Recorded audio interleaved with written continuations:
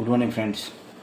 આજે સિકલ સેલની ચર્ચામાં વાત કરીશું વર્ષા ઋતુમાં સિકલ સેલ ડિસીઝવાળા મિત્રોએ શું ધ્યાન રાખવાની જરૂર છે કે જ્યારે આપણને ખબર છે કે જ્યારે વાતાવરણ ચેન્જ થાય ત્યારે આપણને ક્રાઇસિસ થવાની શક્યતાઓ થોડી વધારે હોય છે. અને ખાસ કરીને જ્યારે વર્ષા ઋતુ આવી રહી છે અને ચાલુ થઈ છે મોસમ, હમણાં જ વરસાદ ધીરે ધીરે ચાલુ થઈ રહ્યો છે, તો સિકલ સેલ ડિસીઝ ધરાવતા મિત્રોને આ ખાસ કાળજી લેવાની જરૂર પડે છે. ખાસ તો જો વરસાદમાં ભીના થાવ તો તરત જ ઘરે જઈને કપડાં ચેન્જ કરી દો, સૂકા કપડાં પહેરો અથવા તો છત્રી લઈને જાઓ, જેથી કરીને વધારે પડતા વરસાદની અંદર તમે ભીના ના થાઓ. કે ભીના થશો તો પછી આગળ ક્રાઇસિસ થવાની શક્યતા વધી રહી છે. બીજું કે શરીરને ગરમ રાખો, જેટલું પણ કે ભીના થાવ એટલે ઠંડી ચાલુ થઈ જાય છે, તો ખાસ કરીને તો સ્વેટર બી પહેરવાનું રાખો તો વધારે બેટર રહેશે.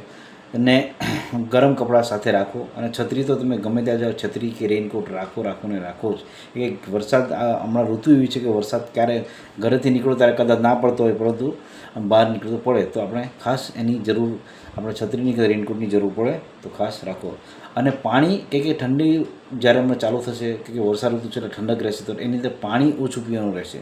તો ખાસ કરીને મિત્રોને વિનંતી કે પાણી ખૂબ પીએ, સારી રીતે એટલે સારી માત્રામાં પાણી પીએ અને સ્વચ્છ પાણી પીએ, બરાબર છે.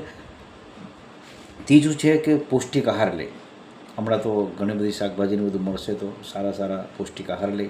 અને ખાસ હમણાં મેલેરિયાની હવે સિઝન ચાલુ થશે, મચ્છરો હવે ચાલુ થશે, તો ખાસ કરીને મચ્છરોથી બચવા માટે મચ્છરદાનીમાં રાખે અથવા તો જે રેપેલન્ટ છે મચ્છરને માટે એ લગાડે. મતલબ કે મચ્છરથી બચવાની જરૂર છે. મચ્છર છે, ડેન્ગ્યુ છે, ઘણા બધા ઇન્ફેક્શનનો લીધે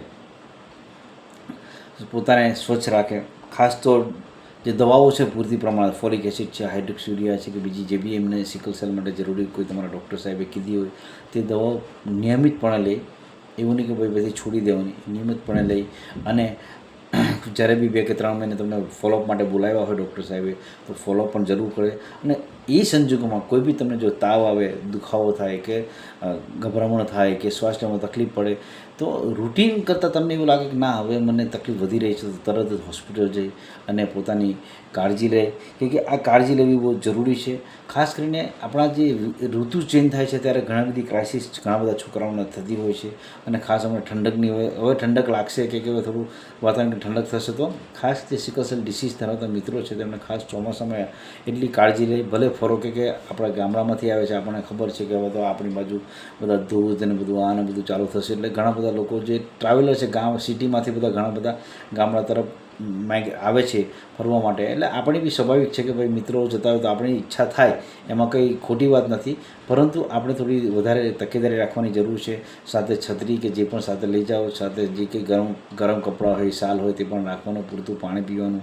આખો દિવસ ઘણીવાર મારી સાથે હું જામ છું અને ઘણી બધા જોતો હું આખો દિવસ આપણે પાણી વધારે નહીં પીતા, તો આપણને હાઇડ્રેશન બી બહુ જરૂરી છે. જે લોકોને સિકલ સેલ ડિસીઝ છે એમની વાત કરું છું, તો જે આપણા મિત્રો છે એમને વર્ષા ઋતુનો આનંદ માણવાની કોઈ વાંધો નથી, પરંતુ ખાસ તમારે કાળજી બી લેવી જરૂરી છે કે જેથી કરીને આપણે બીમાર ના પડીએ, બરાબર છે. તો ખાસ અમારા જે આદિવાસી વિસ્તારના મિત્રો છે એમને ખાસ વિનંતી કે ફરજો તેનો વાંધો નહીં, પરંતુ પોતાની કાળજી પણ લેજો. કે હમણાં જ ઘણા બધા મિત્રો જે મારી ઉપડીમાં આવે છે કે સાહેબ હવે તો અમે આ વખત તો અહીંયા જઈશું, ત્યાં જઈશું, તો ખાસ એ કાળજી લેજો.